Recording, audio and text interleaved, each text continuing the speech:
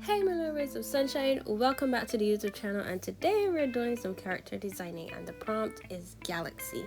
Now, I've always wanted to create a character based on this prompt. I think I've tried it before, but anyways, I started out by making a list of things that I know about the galaxy, and this is moving faster than me, so let's take a pause right here. That's better. Okay, so I started with a list and that I know about the galaxy, sorry. And those are stars, planets, clouds, light. I forgot the moon and the sun and all that, but planets, I think those fell under planets. So then I marked out my color scheme. Black and white don't really count. And that's not really a white, but yeah. And then I moved on to the accessories that I wanted my character to have. And I went all out for this one. So I did earrings, necklace, rings. I think I actually forgot to do the rings in the final piece, which I'm so upset about now that I'm thinking about it. Oh my god! Anyways, and then additional props that she can have would be the backpack, skateboard, and gum. Then I moved on to sketching out her and figuring out what her style would be or her outfit. So I just did a scrappy little drawing just to see the outfit and to see her different features like her hairstyle and stuff like that.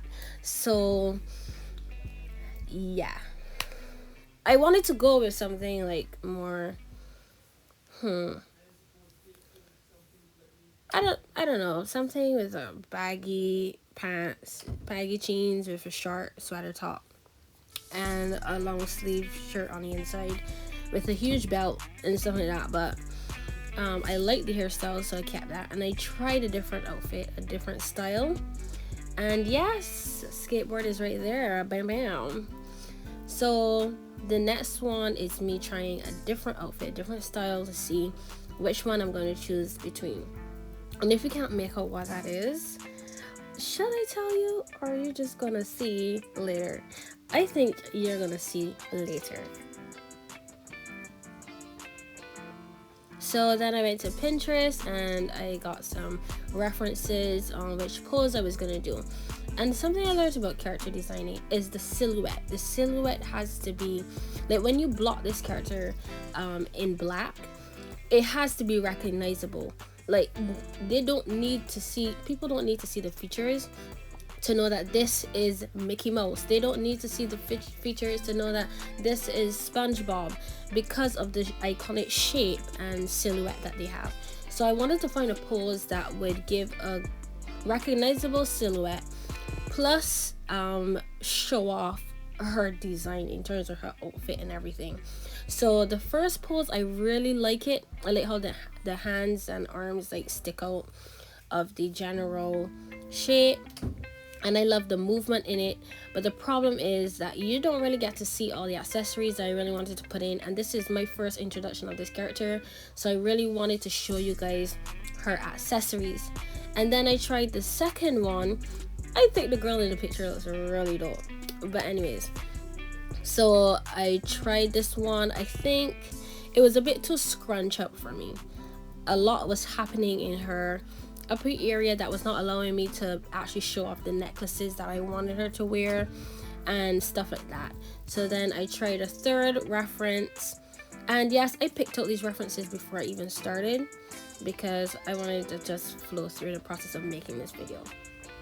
And yeah, so something I did was sketch over the anatomy of the people in the reference, so that when I actually draw my character, I know the different shapes that fit together to make the body, the pose, and so on.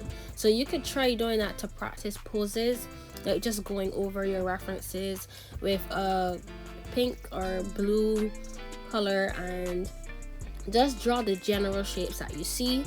And then when you go to sketch a pose, try recreating those shapes together and get your pose.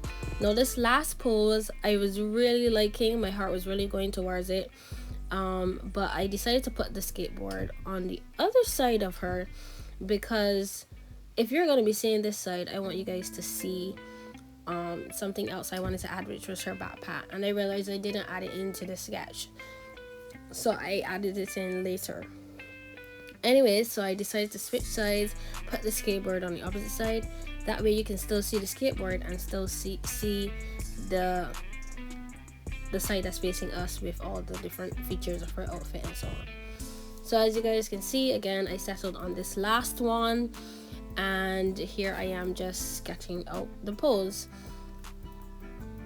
I struggled a lot with this shoe, like this specific shoe. It was just, I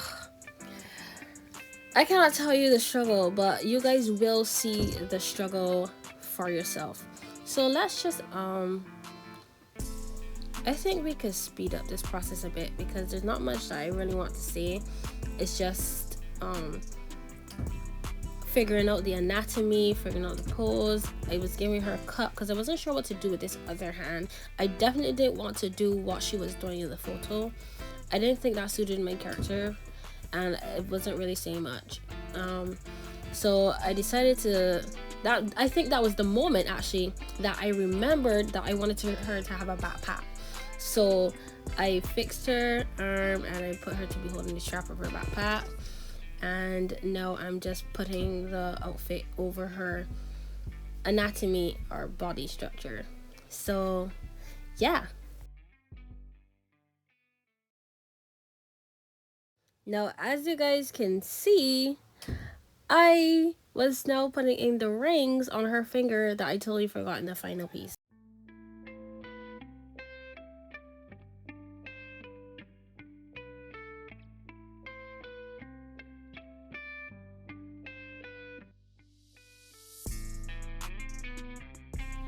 And here comes the struggle with the shoe. So I went on to the original photo, the reference, and I sketched out some shapes. And you can see me trying to sketch out these themed shapes. And even that was difficult. So sometimes, I don't want to say it fails you. I would just say that I didn't do it right. You know, I will just blame myself for this one because I'm very convinced that it was me and not the method. So as you guys can see, I'm doing a lot of adjusting and readjusting. I am not giving up on the shoe. I wanted it to look at least passable. Even if I couldn't get it as accurate and realistic and accurate. I said accurate already, oh my gosh. Even if I couldn't get it right, I wanted it to be close to right at least.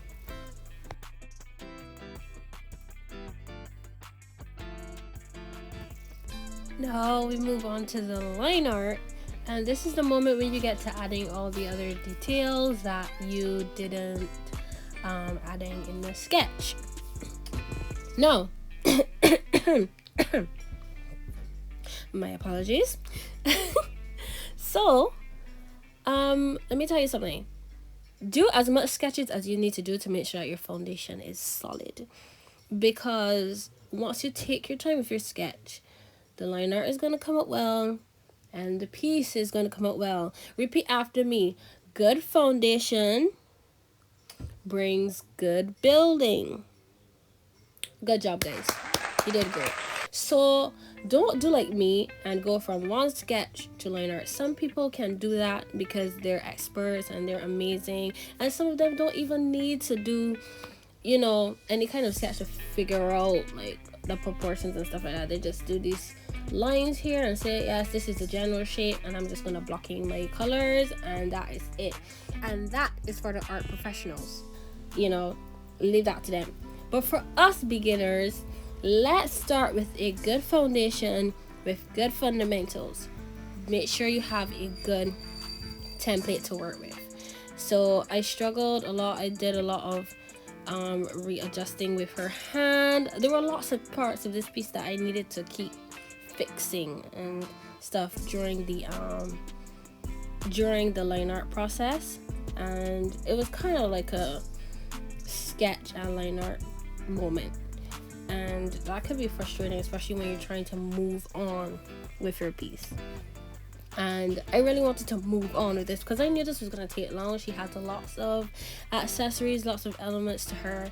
I really wanted to make her look cool like the galaxy. So yes, please do as much sketches as you need to before you move on. If you have to take a break and come back, because some really professional artists tell you when you move away from your piece and you come back, you're going to see some things that are wrong with your piece that you didn't see before.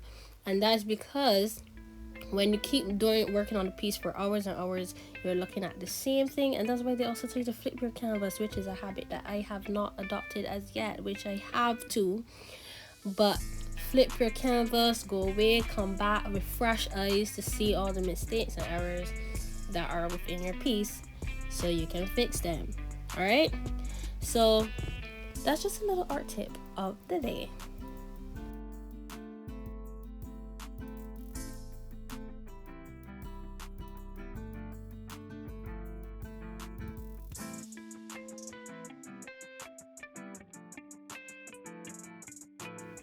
Now you guys would see that I'm trying to use some reds and yellows in her face.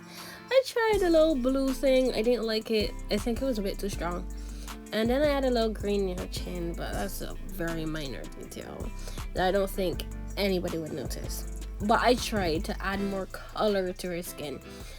In the program, it looked a bit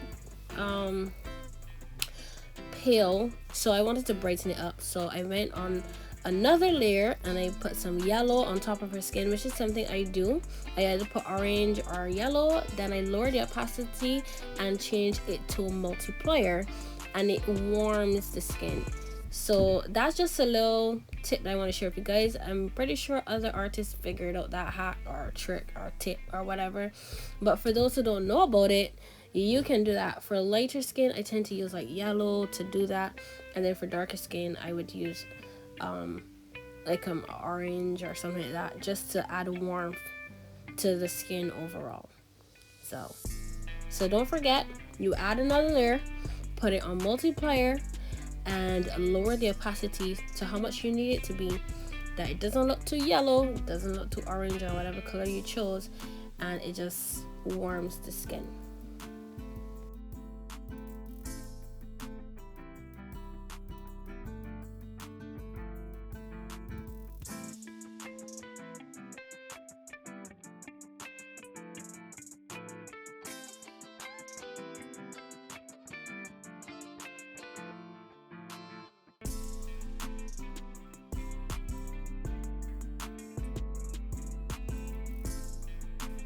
All during this time, I didn't know which parts of her outfit I wanted to be which colors, but I followed my heart. I went with the flow, and yeah, I even spent time trying to figure out what color the backpack was going to be, and also the shoes. So I decided I'll do that kind of effect, those kind of shoes that have that that rainbow kind of look. I can't tell you how to call it, but anyways, I've never tried it before and I wanted to try it.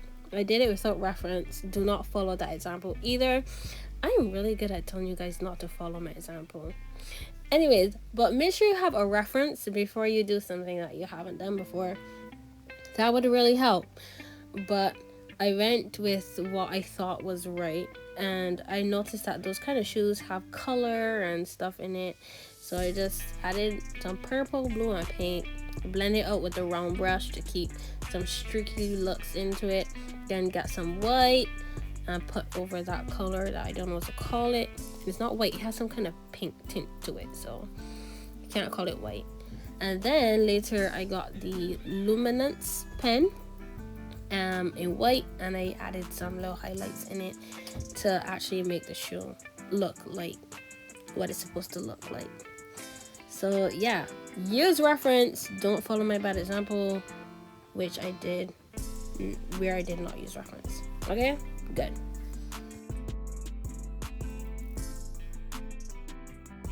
And I just want to take this moment to let you guys know that I used the cloud brush to blend out the colors on the skateboard.